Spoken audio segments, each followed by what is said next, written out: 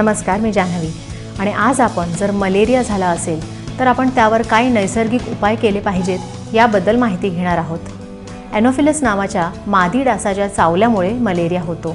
हा ताप येताना खूप थंडी वाजते, डोकं दुखतं आणि अंगही दुखतं, म्हणून या तापाला हिव ताप असंही म्हटलं जातं।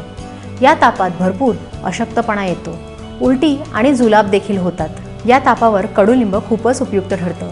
कडुलिंबाची साल आणि तुळशीची पानं घालून काढा तयार करावा आणि त्यात धणे आणि सुंठ चूर्ण घालून हा काढा दिवसातून 3 वेळा घ्यावा। याने मलेरिया पूर्णपणे बरा होऊन जातो आणि त्याचबरोबर अशक्तपणाही निघून जातो। 1 ग्लास पाण्यात 1 चमचा दालचिनीची पूड घालून ते पाणी चांगलं उकळावं। मग त्यात थोडीशी मिरपूड आणि मध घालून हे पाणी घेतल्याने आराम मिळतो। मलेरियावर हा एक खूपच परिणामकारक उपाय आहे। जर ताप खूप वाढला असेल तर तापाची तीव्रता कमी करण्यासाठी 2 चमचे तुळशीच्या पानांचा रस, अर्धा चमचा आल्याचा रस, अर्धा चमचा लिंबू रस, थोडीशी काळा मिरी आणि मध हे एकत्र करून घेतल्याने तापाची तीव्रता कमी होण्यास मदत होते। जर मलेरियात सारख्या उलट्या होत असतील तर थोडे जाडसर कुटलेले धणे आणि द्राक्ष एकत्र करून भिजवावं।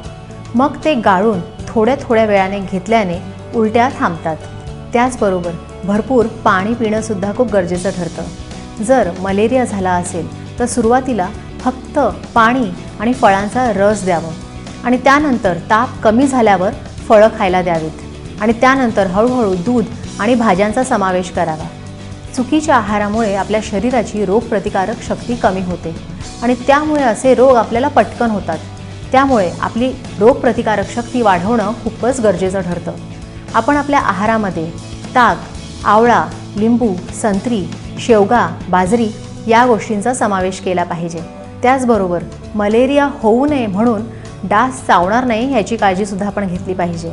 आपण आपल्या आजूबाजूच्या जागेमध्ये कुठेही पाणी साचून नाही राहिलं पाहिजे याची काळजी घेतली पाहिजे, कारण अशा जागीच डासांचा जन्म होतो। तर मग आपल्या आजूबाजूचा परिसर स्वच्छ ठेवा आणि आपली तब्येत सांभाळा।